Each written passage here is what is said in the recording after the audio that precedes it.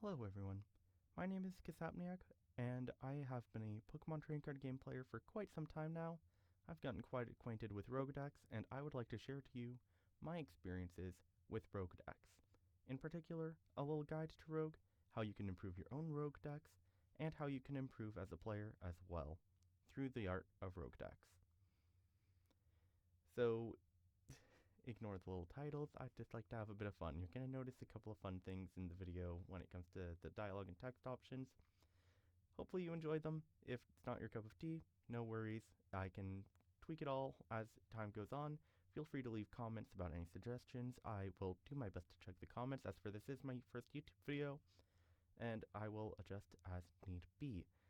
Some of our checkpoints for today are why go rogue, why divert from the meta, the 5 pillars of deck building, especially as it pertains to rogue deck building, getting started and the engineering process to build a rogue deck, and then my prime example of the Gholdengo type Gauntlet, a series where I went through every single type of Pokemon and tried to get championship points with them, paired with Gholdengo.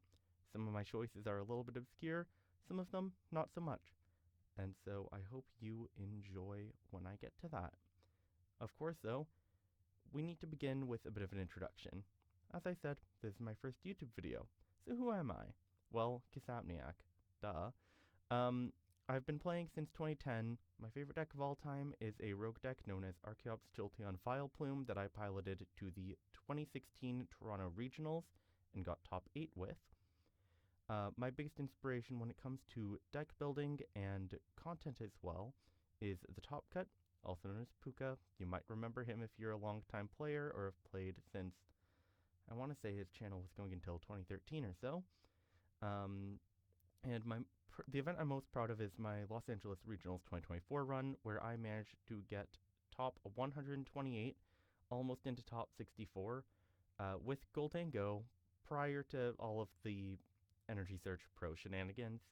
And it was a really fun event because I was, at the time, one of 2 Canadians to actually have played Gholdengo to that success, the other being Lil Dark Fury, also known as Matthew Wood. And with that out of the way, let's get into the content of the video, right? Why divert from the meta? So, of course, there's a couple of things that you can take into account when diverting from the meta, but the number one thing that I learned was that diverting from the meta can often broaden your knowledge of the game as a whole. If it be refining your different mechanics, refining your micro decisions, your sequencing, or if it be identifying new routes to different matchups and relearning the weaknesses of other meta decks, if it be playing as an underdog in a competitive environment, or if it just be to challenge yourself and take the uphill path, the path less walked, right? You'll be surprised in the amount of things that diverting from the meta can do to improve your overall gameplay and game sense.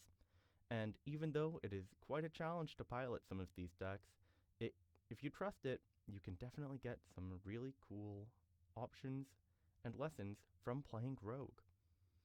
So now I'm going to transition into the 5 pillars of deck building. These are the 5 things that I like to keep in mind whenever I'm developing a new deck for the first time. I know a lot of you are Limitless warriors and you like to go on Limitless and see what deck lists you can find and start tweaking from there. But sometimes it's nice to work on your own creation and win with your favorites, right?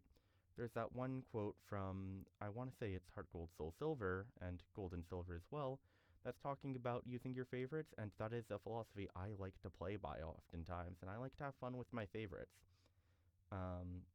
If there's any Pokemon that you'd like to see me take a crack at, again, down in those comments, I'll do my best to make some stuff work for you.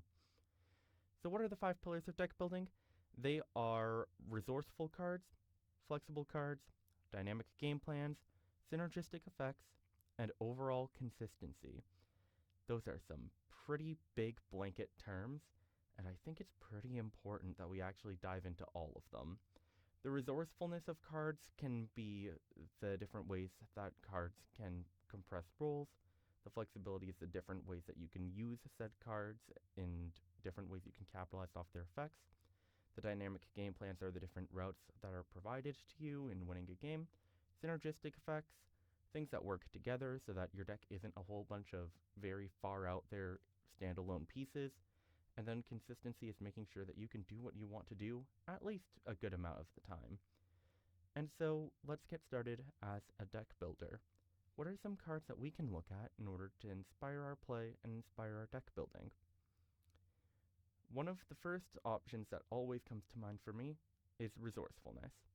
What are cards that can compress as many roles as possible into one slot and do as much for me as possible in as few deck slots as possible? These can be primary win conditions, resource engines, energy acceleration, or alternate win conditions. As long as you have a card that is able to balance utility, investment, and alternative ways to play, you're able to have a very consistent deck in a very small amount of spots, and you're able to have cards that have more than one linear purpose. A great example of that is the Outtro, which I have the Paldean Fates artwork on the screen right now. It has the ability Clairvoyant Sense, which both attaches energies to your Pokémon and draws you cards. That way it can act as an energy acceleration engine and a draw engine in order to make sure that you have everything you need in order to pull off your game plan as frequently as possible. Now, of course, Outtro isn't very popular in the metagame because oftentimes there are other cards that you can use to do that effect better. If that be something like Gardevoir EX, or if it be going for some weird thing with Armarouge. Sometimes there's these other ways of getting those energies on the field a little bit more effectively, or managing your resources more effectively. But we're talking about Rogue Deckbuilding, and something like Outtro is a really great way to enhance your deck abilities overall. Now, flexible cards. So we want to take a look at cards that can have a whole bunch of different utilities when put in your deck, or cards that you can splash in very easily to get a lot of versatility out of. So if a card has a whole bunch of rules like that Outtro, pretty good inclusion. If it's a card that can help you not lose, so something that can potentially knock out 2 Pokemon at once and really hurt your opponent's field, that can be something that can help out. Anything that can improve the flaws of your deck is generally a good thought. A good example would be something like running, a Power Glass and Roaring Moon with the Radiant Greninja card. I know there's this one player who's been going around on Twitter with it, and I know that there's a couple of people who've brought it to cups and challenges. That deck list will be in the description somewhere, I just don't know the name off the top of my head. But that's a really great way of dealing with the Dragapult matchup and a deck that otherwise can really struggle with it. If you can hurt Dragapult's field early, turns out Roaring Moon has a pretty good Dragapult matchup. Anything that can help you aid your position in the board state, for example, something like that spread damage or something with that extra utility, could help. And if it's something that's just overall easy to benefit from, that's pretty good. The example that I chose for here was Delphox V. Delphox V is a bit of a weird card. 210 HP, it has an attack for 1 fire that burns and confuses the opponent's active, and it has Magical Fire that lost zones 2 energy and does 120 damage to 2 Pokemon. It's also a V card, which allows you to use Forced Sealstone in order to search your deck for any card if you attach it to Delphox. This way, Delphox has a lot of different utilities it can bring to a deck if you run Forced Sealstone, as it can act as a bit of a consistency engine.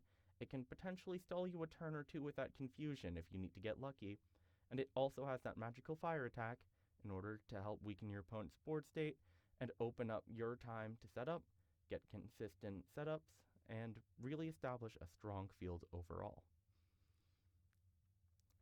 Now let's move on to dynamic game plans. This is a bit of a more general statement on what you should look for when it comes to trying to strategize for different matchups. But if you all in for one strategy, you need to prepare for things to go horribly wrong. And you also need to be ready to approach different matchups in very different ways at times. Sometimes this is true, sometimes it isn't. Sometimes the big number is just really big. But if you're building a deck that has a gimmick that all ends on a certain game plan, you need to be ready to deal with it, and you need to be ready to punish your opponent for not being able to deal with it. The example I like to bring up for this is one of my favorite archetypes, and the archetype that I used to make top 8 at the Toronto Regionals in 2016, Jolteon Archeop's Vileplume. This deck is very simple. It uses Jolteon EX's Flash Ray attack to prevent all damage done to it by basic Pokemon. It then uses Vileplume to prevent your opponent from playing item cards, so they can't thin down their hands to use a card like Maxie's Hidden Ball Trick or Archie's Ace in the Hole, and to cheat out those Stage 2 and Stage 1 Pokemon that can attack your Jolteon. It also runs Archeops, which has the ability that prevents your opponent or you from evolving your Pokemon. If you have either of these Pokemon out, depending on the matchup, you can prevent your opponent from being able to get out any Pokemon that can damage Jolteon EX. However, at the time there were ways to lock down abilities in very easy ways that neither of these Pokemon could touch. For that reason, I ran a copy of Espeon EX to devolve all of my opponent's Pokemon just in case they found an out. This is very similar to TM Devo, a card that is very popular in the current format, and I just think that it's good to have those contingencies. If you're going to all in on a gimmick, you got to be ready for people to have answers to that gimmick. Even if they're somewhat obscure, you never know what you're going to face, so it's good to have plans for everything. In addition, it's important to have some synergistic effects in your deck.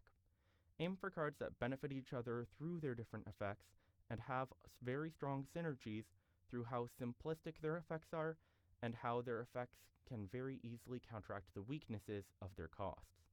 Not every synergy is very obvious, and sometimes these combos are very difficult to spot as a deck builder. But if you can find some interesting synergies, you will be able to maximize your deck effectiveness tenfold. A very strong example of that is from one of the most popular decks from a while ago, or should I say famous, a rogue deck piloted by one of the best players in the game ever, back in 2010. What did it star? Blissey, Prime, Donphan Prime, and Zekrom. 3 Pokemon that have very weird synergies that you need to really think about to understand. Blissey is able to heal your Pokemon from however much damage is on them to nothing at the cost of discarding all of their energies. That's a pretty hefty cost, but a pretty strong effect. Donphan and Zekrom are both very tanky Pokemon, at the time, some of the tankiest of their types, Zekrom being the highest HP basic ever printed at its time, and Donphan being relatively tanky with that exoskeleton ability to help resist damage done to it, and a very healthy health pool as well.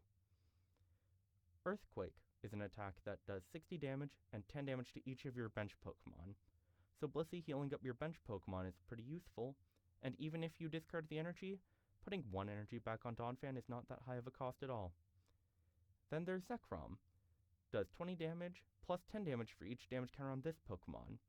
So in the game plans where Donphan is swinging for a lot of damage, that's okay. Zekrom can now swing for big damage in return, even though you're tagging up your Zekrom over and over and over again with that attack. And if you need to heal just to make sure that you don't get knocked out, Blissey has your back and will make sure that all of that cost is taken back. It's a very nice utility of a triangle of healing, damaging yourself, and capitalizing on both the self-recoil damage and mitigating the cost depending on what matchups you face. A more recent example of this type of effect would be through this Vaporeon Valiant deck. I worked on a list for it a while ago. It was popularized by a content creator known as OnGuard on Twitter and YouTube as well. I would recommend going and checking him out. And the deck centralizes around one very simple theme. Iron Valiant can do a lot of damage to a lot of Pokemon. Iron Valiant has an ability where whenever it switches to the active spot, it does 20 damage to one of your opponent's Pokemon. If you have multiple Iron Valiant in play, you can activate that ability many times in a turn. So how does Vaporeon capitalize on this or synergize with this? Vaporeon V has an attack called Splash Jump, which switches this Pokemon with one of your bench Pokemon. This takes 3 energies normally, but as a Rapid Strike Pokemon, you can pay for 2 of those water energy with Rapid Strike energy, and as a Pokemon V that has Vaporeon in its name, you can also reduce that attack cost by 1 colorless energy, so with only Rapid Strike energy and Elemental Badge, you are able to attack for, effectively, 1 energy attachment. And this attack will switch you to the bench, and still during your turn during the attack phase, Iron Valiant's ability will be able to activate and do an extra 20 damage. This way, Vaporeon V and Iron Valiant are able to activate their effects more effectively, hit some larger numbers with their damage, and potentially even knock out plural Pokemon in a single turn, even without doing a spread attack. It's a very easy way for you to deal with multiple Pokemon that are all very scary all at once, and was a very strong matchup into Charizard at the time. In addition, we also ran 1 or 2 copies of Vaporeon VMAX. This Pokemon did 100 damage, and if your opponent had any damage on them, it would do 100 more damage. With Iron Valiant, getting that extra damage didn't even need an attack, and it was very easy to set them up with 20 damage, and then swing for 200 for a total of 220 damage. That's enough to knock out other Iron Valiants, Iron Crowns, Miraidons, and a whole bunch of other big basic Pokemon. And once again, just like Vaporeon V, you have Rapid Strike Energy and Elemental Badge to make that attack cost only 1 energy. Very easy to set up, and pretty consistent overall. Looking for synergies like this is essential to make a rogue deck function, making sure that you're getting the most out of your different resources, both on the field and in the deck slots themselves, in order to make sure that you're not running out of steam in mid-game, is always a very effective way to think about building decks. The last pillar that we're going to talk about is consistency. Meme or rogue, your plans genuinely mean nothing if you can't do it most of the time. You need to make sure that all of your options are available to you enough of the time to warrant having them in the deck in the first place. Think with these contingencies in mind and different outcomes you can have in different matchups, even if not preferred, because ultimately anything is better than announcing pass to your opponent. A good way to amplify your consistency is through Pokemon with effects that can either search you cards, draw you cards, or amplify your resources in other ways. Making sure that you have some way of getting these types of Pokemon into play, especially so you can counteract the evil Budew that's been haunting around ever since Prismatic Evolutions came out, is going to be essential in order to make sure that your game plan activates as frequently as possible.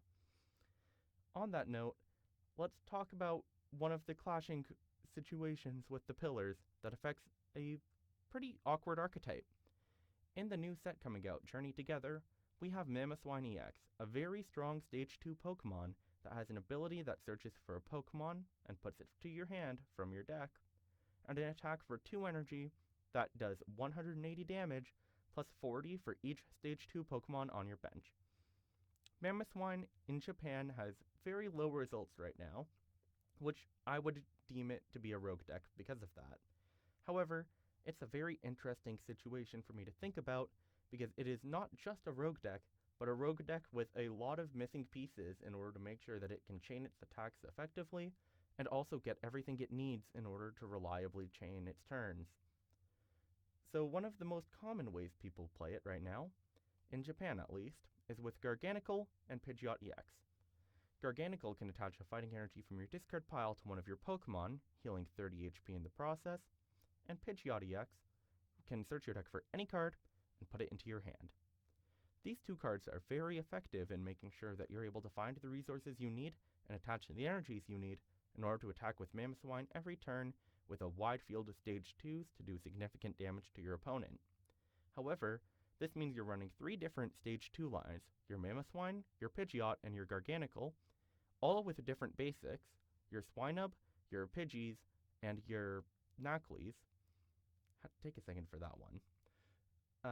And with all of these different pieces, it is very difficult to put together a very reliable field where you know that everything you are going to do every single time is going to work.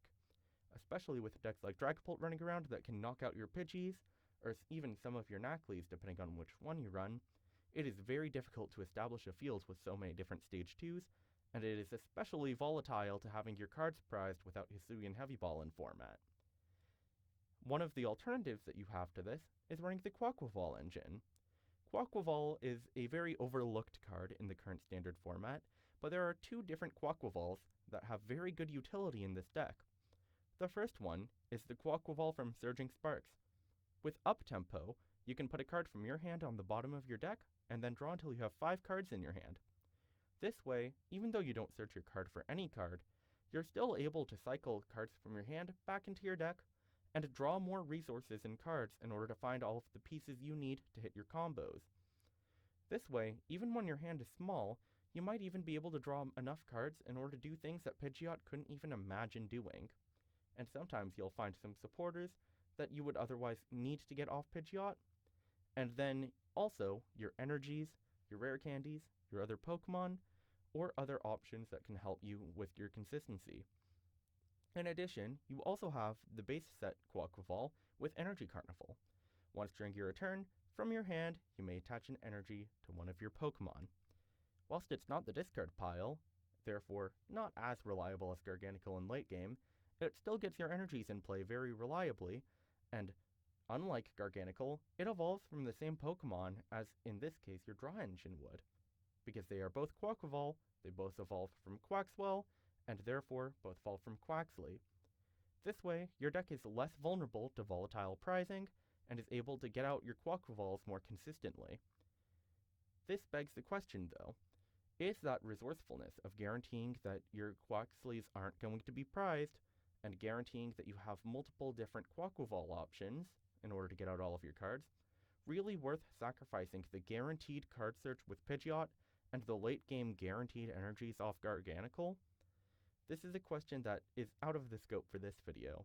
However, I'm sure if you can run some statistics, you can see if drawing X amount of cards during a certain turn is realistically frequent enough to justify not prizing your missing Pidgeot piece or having your Pidgeys knocked out from things like Droopy attacks, not Greninja since it rotates, but Wellspring Mask attacks, or if the Zorwark deck ends up being viable with all of the Ents support, those Darmanitan spread attacks. You never know what you're going to expect when you're playing a rogue deck, and trying to prepare for these contingencies is often a very nice thing to do in order to make sure that you can do what you want to do as much as possible. However, if you're setting yourself up for failure out the get-go because you're running subpar cards, maybe it's time to rethink whether that resourcefulness and reliability balance is healthily maintained. Be sure to keep that in mind when you're building your own rogue decks, especially for decks that are running a lot of stage 2s, or cards that are going to require a lot of support in order to get the most action out of them.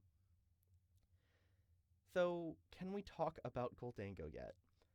I know, Gholdengo's in the thumbnail, it's probably in the title, it's on the first page, it's everywhere. We haven't spoken about it once. And yes we can.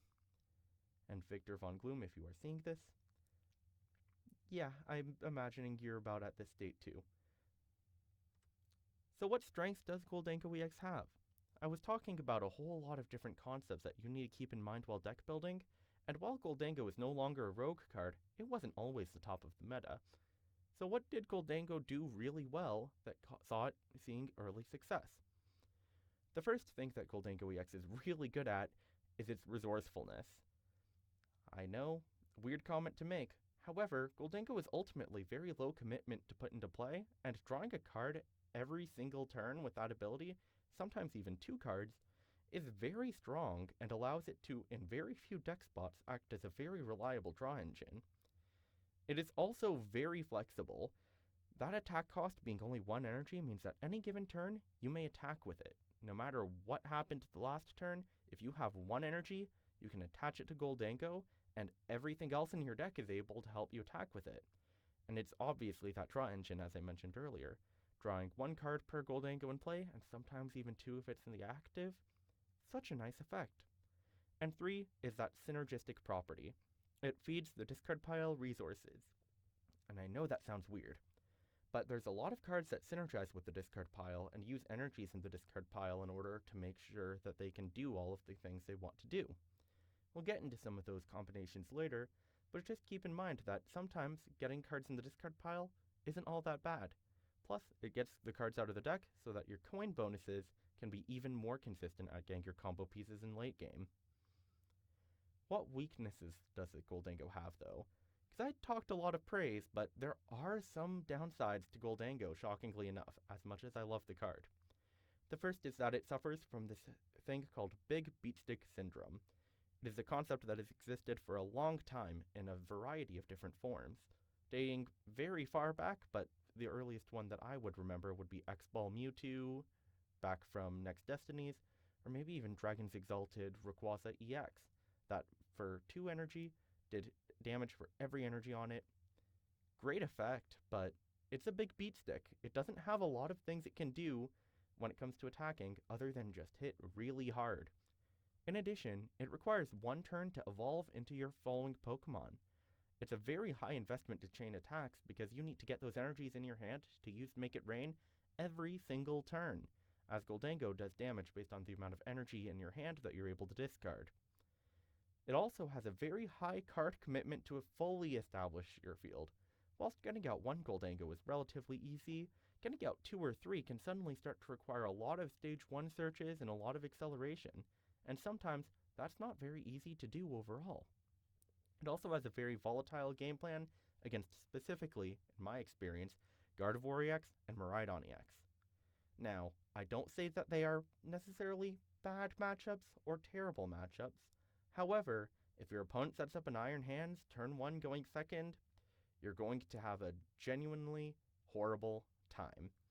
And against Gardevoir, if they're able to set up their Gardevoir quickly and start taking those knockouts before turn 2, not before turn 2, what am I saying? Before turn 3 or on par for turn 3, it's still going to be a very difficult matchup for you, because suddenly they're starting to keep pace with your Gholdengos. Mind you, this is assuming that Gholdengo EX is your only attacker. So how can we add some rogue or add some matchup variation in order to improve Gholdengo's matchups? One of the ways that people have done this in the past is with Palkia. Palkia V-Star is able to attach 3 water energy from your discard pile to your Pokemon in any way you want once per turn, not once per turn, once per game, using its V-Star power. In addition, it also has the attack Subspace Swell, which, for no extra costs, no discarding cards from your hand, no getting rid of your resources, for just 2 energy, it does 60 damage plus 20 for each Pokemon on both players' bench. This way it punishes your opponent for benching too many Pokemon, and it's also a nice, reliable attack for you to use when you don't want to burn all those resources. It also works because of the ability as a way to charge Radiant Greninja, a Pokemon that can do 90 damage to 2 different Pokemon on your opponent's field. This way, you're able to not just heavily damage Pokemon, but against something like Dragapult, knock out 2 Dreepies, and suddenly their field is looking a lot weaker. This was a deck list that I used in Los Angeles Regionals in 2014 in order to get my top 128 placement, and I can confirm that all of these different cards with Palkia are able to get you a whole bunch of different attacks for very low resources. That being said, this list did struggle against Snorlax very greatly. Sky, if you're watching this, hello. I lost to, I want to say, 3 or 4 Snorlax. That is besides the point. It was just a rough matchup because I decided that I was not going to run a Turo in this tournament in order to pick up my Pokemon, because I didn't think I would need to. I thought that if I were able to draw enough cards and do enough damage with enough reliable sources, I'd be fine. Turns out control can be rough if you don't plan for it. One of the other options for how you can build Gholdengo, though, and one that has historically had more success into control, is this version with Togekiss, or some people run Dusknoir as well, and generally people run this Energy Surge Pro in order to get all of your energy out from your deck and hit big really quickly, very consistently. This is a list from Louis-Serge Gagné, which was used, if I'm not mistaken, in Toronto Regionals. However, I know that it was a Regionals either in the first bit of 2025 or last bit of 2024. Regardless, it is a deck list that is very strong in taking big knockouts and sometimes cheating out those extra prize cards with Wonderkiss. Wonderkiss is Togekiss's ability that allows you to take an extra prize card on a coin flip every time you take a knockout. This way, Gholdengo isn't just a big beat stick, it is a big beat stick that can sometimes accelerate the prize trade. That sometimes is very risky, however, it's a very valid option in making sure that in most scenarios, 50% of the time, you're able to be ahead of the prize curve and make sure that you're matching your opponent's tempo, if not surpassing it, with just a little bit of RNG. So that's how most Gholdengo decks work. Let's move on to Rogue Gholdengo decks, some that get a little creative or run a couple of weird cards in order to try and enhance different matchups, enhance different aspects, or deal with some of those problems and weaknesses that we were talking about earlier. What were the rules I followed? I must get championship points with all TCG types paired with Gholdengo. Not necessarily a win condition, because that would have been very hard. When I did this, it was prior to the knowledge of Dragapult Gholdengo. Go take a look on Limitless. I'm sure you'll find a list sometime. But it was hard to find a Pokemon for every type to use with Gholdengo. I made it work, though, so let's take a look at what that is. Another rule that I had is I must use a different ace spec in every tournament. However, that was made pretty simple in deck building, and I'll explain that in a little bit. I must use every basic energy. I set this rule before Energy Surge Pro was released, so that was thankfully much easier to do than I expected. And it must be done before 2024 ends. That is a part that I added on around halfway into the challenge, and I did successfully complete it, completing this challenge on December 17th, 2024. Let's look at how I did it, why don't we? What do I like in Gholdengo?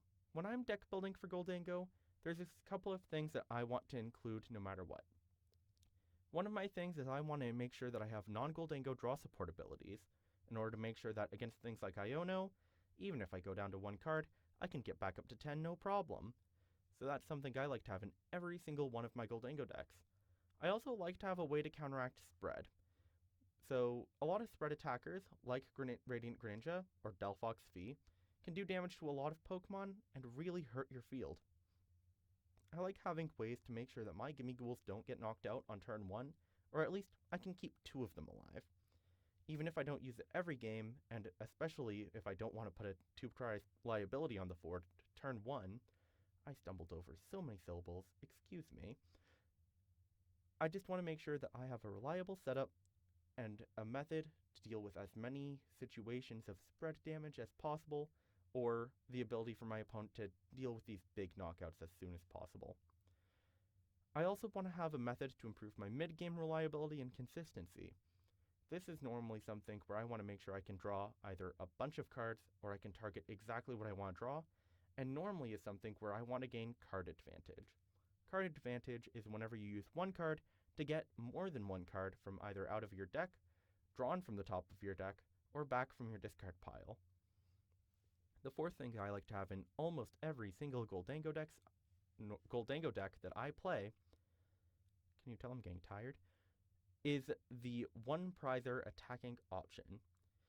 Very recently in Vancouver Regionals, Lucas Zing showed off this Searching Sparks Gholdengo, which was able to evolve from a basic to a stage 1, and on that turn for 1 metal, hit for 120 damage. Unfortunately, I was a bit too short-sighted to see how ridiculously good that card was. But I wanted to run a different one-prize attacking option in just about every single Gholdengo deck that I played. And so let's take a look at how I incorporated these 4 ideas and dealt with some of the weaknesses in each and every one of these decks. The first deck that I want to highlight is Vanilla Palkia Gholdengo. That's what I call it anyways.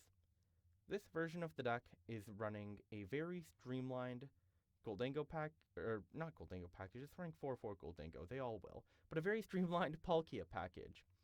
And it's also running that Radiant Greninja. As I explained earlier, it gives you a consistent attack that has no costs affiliated, and gives you a spread attacker to deal with those annoying board states and to really trim down your opponent's resources. It also runs a Mew EX. I'll get into that a little bit later. Let's continue through the list real quick. I'm running 4 copies of Arven and a copy of TM Evolution. This way, in the matchups where my opponent is going to try and do spread damage to knock out multiple Gimmighoul, I can use TM Evolution in order to get 2 Gholdengo into play turn 1. That way, my opponent isn't able to knock out 2 Gimmighoul because they're already Gholdengos. Even though it makes them squishier for future turns, this is normally a reliable way to keep my field afloat and get those coin bonuses online early. For that mid-game consistency, I went for Hustle, a card that whenever I'm knocked out, I look at the top 8 cards of my deck, and I can grab any 3 cards. This is not only a +2 card advantage, but also a completely unrestricted draw tool that gives me a lot of my deck to look at. Especially in mid-game when I don't have a lot of Gholdengos out of my deck, I can use Hustle and sometimes get 1 or 2 Gholdengos without needing to get an Ultra Ball, a Nest Ball, or some other draw card. In addition, I'm also going, if we go further through the list to some of the other weird cards, the Defiance Band. Defiance Band is a very awkward card in this deck, but Gholdengo normally has a Gimmighoul get knocked out on turn 1. Defiance Band then lets you capitalize on that by doing an extra 30 damage. Now Gholdengo's attack is 30 plus 50 times, if you want to think of it that way, and therefore you can knock out a Dragapult in only 6 energy. That is a lot easier to do now, because in this list I only cut down to 10 energy. Having Defiance Band as an Arven searchable way to do that extra damage is a very reliable way to hit those magical numbers. Defiance Band also lets Palkia sometimes hit 290 into things like Lugia V-Star or Regidrago V-Star, allowing another very versatile attack in this otherwise very versatile deck. Now I mentioned that I like running other draw support options in all of my Gholdengo decks, and as I want to explain on, I have the Radiant Greninja, the Mew, and the Fezandipiti. To clarify quickly, this deck contains that Water, Psychic, and Dark type in the type challenge. The Water type is both a spread option and a draw option through concealed cards, where I can discard an energy and draw 2 cards. Fezandipiti, whenever I'm knocked out, lets me draw 3 cards. Again, another great way of drawing cards. Mew EX is kind of a nice in-between spot, where it does have extra utility, but it's also there primarily to draw cards. Mew draws 3 cards. Or not really. It draws up to 3 cards. Whenever I have however many cards in my hand, I can reliably get up to 3 on a basic Pokemon. That's something I can search out with Nest Ball or Ultra Ball very easily. Put on the field, not think about, and even if I get Iono'd to 1, I can restart back to 3, Fez up to 6, Greninja up to 7, and then use my Gholdengos to get up to 8 or 9. Then I can Hustle or Arven, I can get up to 11. Really quickly, Mew is able to get you to a lot of cards, and I love it for that. In addition, it's a free retreater, which allows me to manage my board easier and choose my attackers in the middle of my turn, rather than committing to one at the very start of my turn. So why isn't Mew meta in Gholdengo? It is a very frail bench liability. 180 HP is very easy for most decks to knock out. Gholdengo doesn't require a draw until 3 to be effective, right? Other draw options are normally a little bit better at being anti-disruption, and an extra 1 or 2 cards normally isn't a massive difference maker. And whilst I used it for a lot of min-maxing in my games, there's other cards that can generally do its job better, or its job just isn't as needed because you run enough supporters that are able to find all the cards you need anyways. It doesn't condense that many slots in your deck list, and it doesn't really save you a lot of space. Oftentimes, whilst it is nice, there's a lot of other cards that can do its roles better. Therefore, there's no reason to run Mew EX in Gholdengo. Let's move on to the next one, Fire Gholdengo. This was a list that I played prior to Fezandipiti coming out, and I do run a little Shuckle. I love my Shuckle. So this one ran Grass, Fire, and Metal Pokemon for the type challenge. Just skimming through it really quick, just to skip a couple of points. I'll go from the bottom up actually. Magma Basin. With those energies I discard with Gholdengo, I can attach them right onto my Entei, Delphox, or Radiant Charizard in order to preserve my resources. I also run Defiance Band in this deck, just to guarantee that I have that extra damage option whenever need be. In this deck, I run Picnic Basket because Dragapult was in full threat, and because I'm doing damage to myself with Magma Basin, even when I'm not against Dragapult, I can make sure that I'm topped up and ready to go with all of my attackers at as close to full health as possible. In addition, I run Mila, another card that's able to accelerate fire energy from my discard to my Pokemon. With Magma Basin and Mila together, I can charge up a Delphox in a single turn and swing with Magical Shot at any turn during the game. This is a fantastic utility to have against decks like Gardevoir, where my opponent can have 2 Kirlian play in the middle of the game very reliably, and I can say, you know what, I'm going to knock both of those out. Now you're down 2 of your draw engine pieces, and now I have a much favorable board state against you, much more favorable board state against you. Shuckle is there kind of as a meme. If I was genuinely going for a grass Pokemon, I would probably run Scyther that evolves into Scizor and punishes my opponent for putting out a lot of abilities, but Shuckle did have utility. It's able to search out basic Pokemon, and it's able to knock out Clefas and in current format, I guess Budoos as well, which actually makes it pretty useful, even if you can't buddy poffin for it, and I got a lot of weird stares from a lot of people. I will say with confidence, though, that it is the only reason on that tournament run in particular I was able to beat Charizard's decks. Don't ask how, I don't know how, it just happened. Lastly, we have Revavroom. Revavroom is an interesting draw card that I actually ran in my Palkia Gholdengo deck back in Los Angeles, and am still the only Canadian as far as I know to have a Limitless with it, which just a little bit of an ego boost. However, Revavroom lets you discard an energy from your hand and draw until you have 6 cards in hand. This is normally a little bit worse than cards like Barrel because you're getting rid of a resource in order to draw your cards, but with Magma Basin and Mila, you don't mind getting rid of those energies because you can put them right onto your Pokemon and use them as other means to attack. As your one prize attacking option, you have Radiant Charizard in order to hit hard in that late game and potentially prevent your opponent from winning the game by having a full one prize field in late game. That, I think, covers all of the really awkward card inclusions. I haven't really touched on Entei, but it is a basic, effective attacker that you can use Forest Sealstone on, and it'll also draw you cards and is tanky. The fact that you can sometimes get out an Entei turn 1 and attack with it turn 1 is really, really funny. And that's all I have to say about it.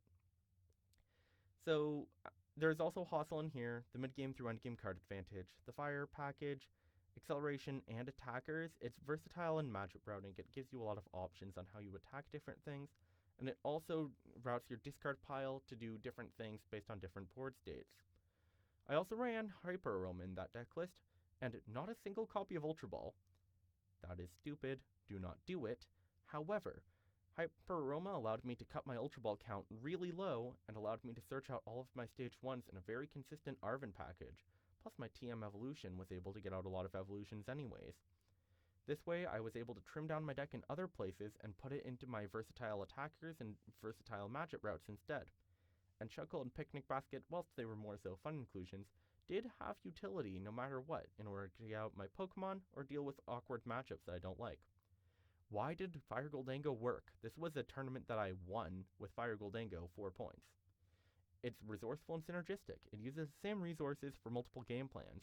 It is flexible and dynamic. It approaches numerous matchups in very, very different ways.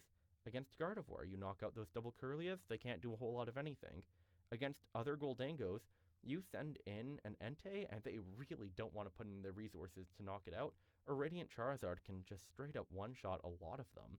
You can also use these cards into the Miraidon matchup, especially the Entei, in order to tank a hit from something like an Iron Hands before going in with your Gholdengo. But you have to be mindful of the different approaches you need to take in that matchup in order to make sure that you're not imploding your own field. In addition, it's reliable. Every hand will do something with Fire Gholdengo. If it's what you want, maybe not. However, you have the resources in order to capitalize on a whole bunch of different board states, and after all, it is a rogue deck, so I'm giving myself a bit of lenience on that one.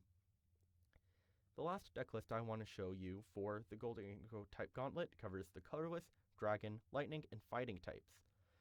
I call it the other types because this deck list is really bad. You'll see a lot of features that are found in a lot of other Gholdengo deck lists. Energy Search Pro gets you all of those energies really reliably.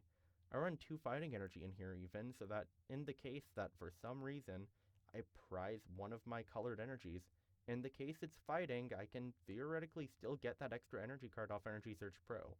It's technically a little bit more statistically optimal than a 4th metal energy. It really doesn't matter, I just like pointing that fact out because a lot of people don't seem to know that. Anyways, I also run Silene. I've run it in a couple of different lists, but it's just good at getting some cards back, especially because Control and in my local scene Hydreigon were big problems. Let's go through the 4 new types of Pokemon we have. We got Barrel, draw until 5, reliable colorless draw support. I like that, that's on my list of things. Tatsugiri, ability, look at the top 6 cards of your deck, put a supporter into your hand. That's reliable draw support. Rotom V, once during your turn, you may draw 3 cards and end your turn. Reliable draw support. And then Slitherwing. Slitherwing allows you to actually deal with that Miraidon matchup that we called awkward earlier. With fighting energy and any other energy, you're able to swing for 180 damage as long as your opponent has an Iron Hands or any other future Pokemon, but mostly Iron Hands. Why do I say 280? It's not actually 280. Most things you hit for fighting weakness, especially when most people who are playing future Pokemon are either Iron Thorns players or Miraidon players. Iron Thorns in particular, if you can set up a Slitherwing really quick, they can't do anything against you. The original version of this deck list even ran Crispin to do it turn 1. That was a bad idea though, don't do it. But you can use it to knock out Ursalunas in one hit, you can use it to knock out those Iron Hands in one hit, Miraidon, and in the case that you do knock out the future Pokemon, with one more fighting energy, you can hit for 260 with Scorched Wing, 130 times 2 for weakness. But you're hitting your numbers. It's a very versatile one-prize attacking option that I got a lot of utility out of in this deck. I've also tested out Minior in this deck because it was a nice TM Evo target, but honestly I wouldn't really recommend it, just because Slitherwing was a little bit better into the future box decks, and those seem to be getting a little bit better next format. And most of your options to use Minior are rotating with rotation. We'll touch on that a bit later. So why did this version fail? It didn't fail, I got the points, but why did it get really close to failing, and why did it take me ultimately 2.5 months to finish getting points with this deck? I found a couple of reasons. It was very centralized on draw. You see on how I got tired of saying you'll draw cards? Because that's all this deck did. Don't get me wrong, it's really fun going from 1 card in hand to 14 cards in hand, but when you can't really do anything else other than be Iono proof, your opponent's just gonna have a field day knocking you out, or using their one prizer options into your field, and you're like, oh, I don't have good options for that. There's also a whole bunch of liabilities. Pheasantipity, Rotom, like your Barrel can get very easily bossed up and then locked inactive. Your Tatsugiri is a terrible thing for the Snorlax matchup. There's a lot of liabilities in this deck, and everything is very easy for your opponent to knock out. Don't get me started on how bad your Regidrago matchup was with it. It was very techy too. Everything had a use, but it was all one-of uses that are situational at best and sometimes useful, but you're not always going to get your Tatsugiri with the tool in the active, ready to use your Arvins. There's also no X factors. You're just doing the big beatstick thing with Gholdengo all over again. It's not flexible. Lastly, it wasn't really ready for the metagame. Dragapult, great matchup against you. Pult, great matchup against you.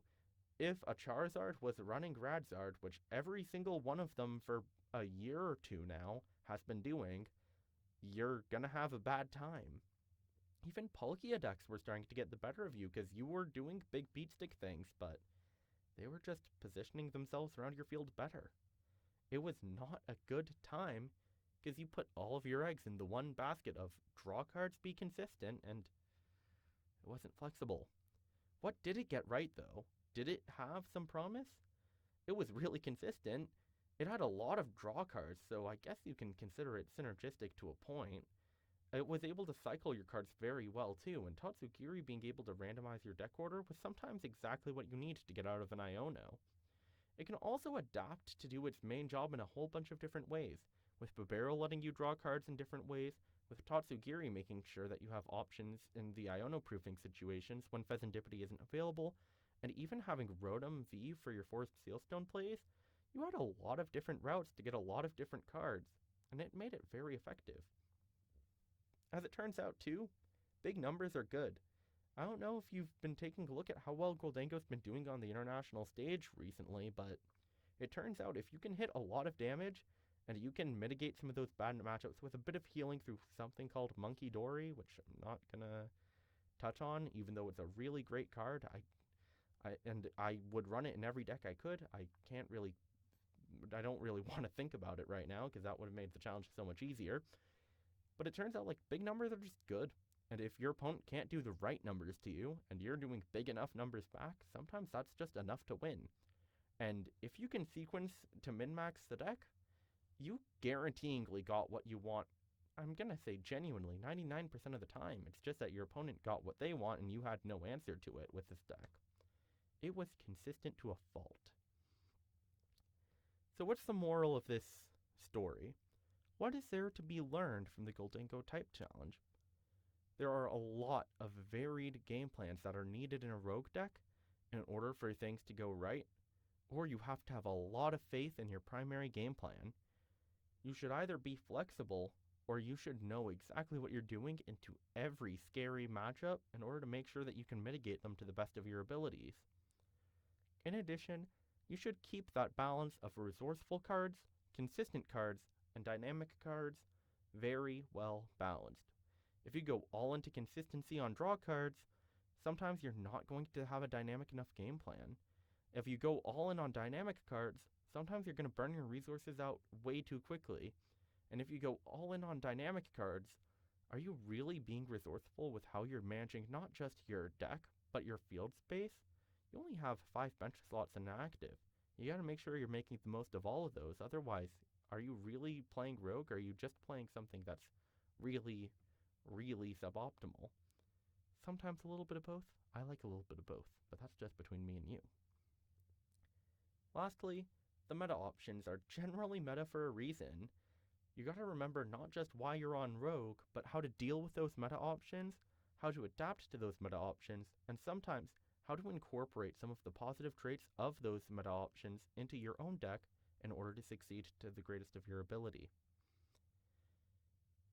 That's all I have for today. Just make sure that you keep those 5 pillars in mind when it comes to rogue deck building. Try to take some lessons from me and don't put all your eggs in one basket, and really try to do your best to make the most of every card that you can in your deck. Every slot in a 60 card deck is valuable, and make the most out of it. Do you want to see more content like this? If you do, feel free to subscribe to the channel. That's the only way I'm really able to identify if you guys want to see more content like this, and maybe even give me some advice. I'm not really, in my opinion, the best at this yet. You know, it's kind of because I haven't tried. So every feedback piece is very useful in order to make sure that I can improve to the best of my ability. I also stream from time to time. Be sure to check me out over there. I'm also on X, posting all of my Pokemon content and sometimes some first-person shooter content as well if you're a fan of that type of thing. And I also do have a Discord for my community. Whilst we're small, we're mighty, and if you want to see some more content like this too, or you have very specific advice that you think a comment section doesn't do justice to, feel free to hop in. And, of course, all of the links are available in the description, including the access to this slideshow if you want to see any of the resources. If you have any questions about how I've created this content, or if you're interested in reaching out and trying to help out with future content, feel free to let me know in that comment section down below. That's all we have time for today, though. Thank you for coming to the Guide to Rogue. It is a very interesting video for me to have made because I've been playing rogue decks for 14 years now, and I've loved every second of it. And I am hoping that you guys all join me on this rogue journey, and even if we're using some of these meta cards, how can we adapt them? How can we be creative with them? And how can we make something that's better than of the individual parts alone? Because something that is the sum of all of its parts is often greater. And if we're able to keep those things synergistic, consistent, and dynamic, you never know. Maybe we can make some really cool decks, and maybe we can get a couple of really cool limitless profiles out there. I'll see you all later on, and thank you for listening.